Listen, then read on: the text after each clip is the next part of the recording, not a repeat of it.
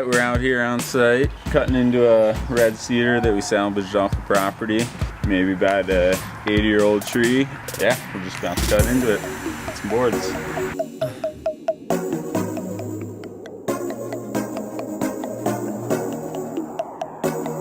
Yeah.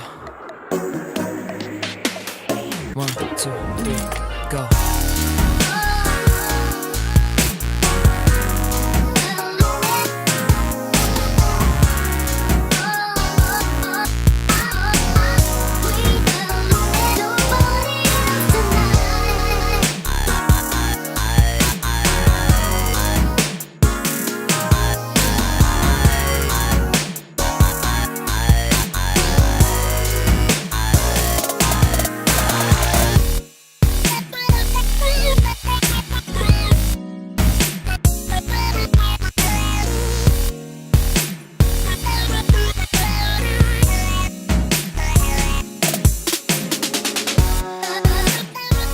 Some aromatic red cedar.